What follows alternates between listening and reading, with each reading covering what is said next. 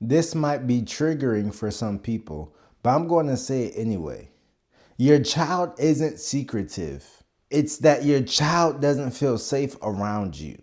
I'm going to keep saying this until the day I die. Your child desires to feel safe around you.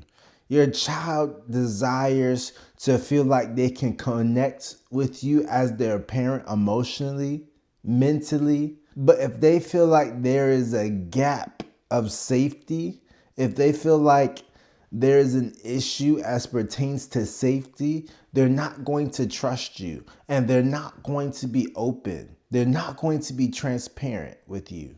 This may sound jarring, this may sound offensive, but as the parent, you are not entitled to your child's trust. I'm going to say that one more time. As the parent, you are not entitled to your child's trust. That trust is cultivated with each interaction over the extended period of time. That trust is cultivated with each conversation. And you can't expect trust to remain in the space when conflict goes unresolved, when conflict is not resolved within your family. And as the parent and as the leader of the home, catch this, you can't expect your child to be the pioneer, to be the leader within the home to solve or fix a particular situation. That is your job. That is your responsibility. It is not the child's responsibility to take the initiative and to fix a situation or a problem that you created within the home. Again, as the parent of your child, you are not entitled to their trust. Let me tell you a quick story. I was actually having several conversations with a particular student this past week.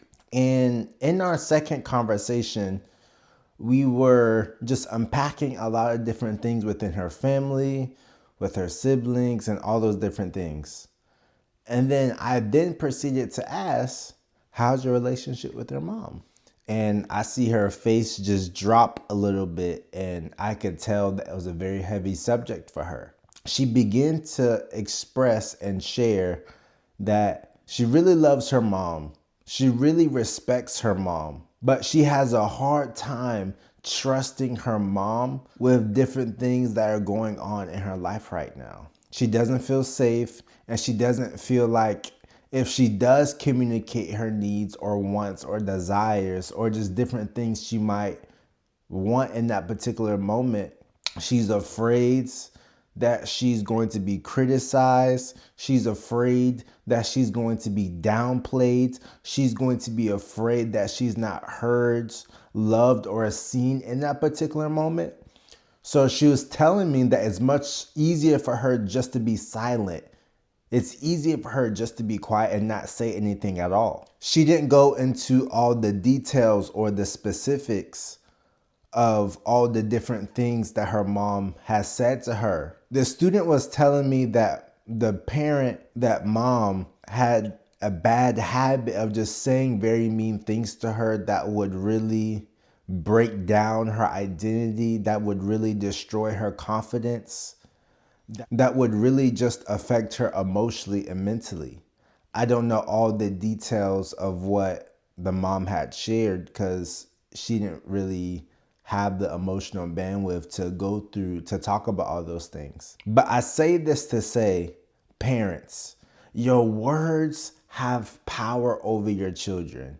Your words can either encourage, build up, and strengthen your children, or your words can break down, destroy your child in ways that you've never thought possible. And just like in my story, the student that I'm working with, she's a high schooler and she's still carrying those wounds that her mother has spoken to her.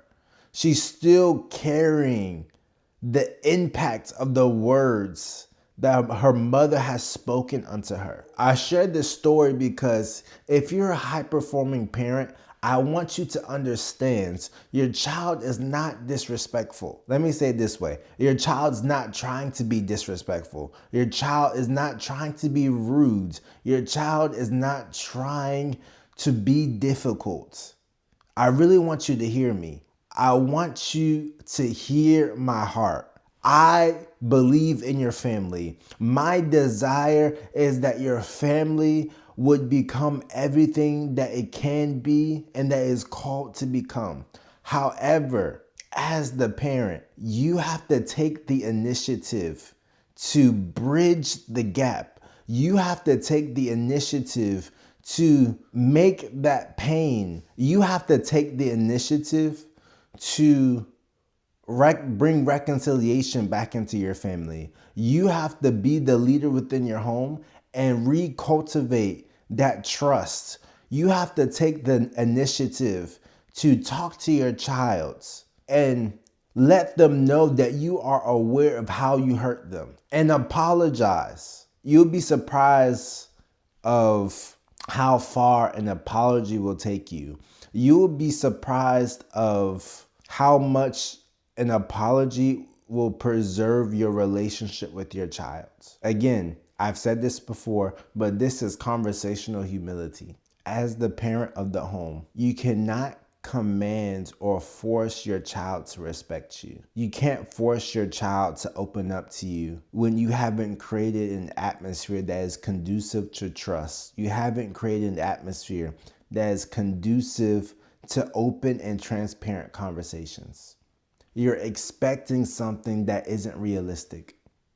From today, I believe that you have been given the strategies to help your family become, to help your family heal and to grow. Peace out.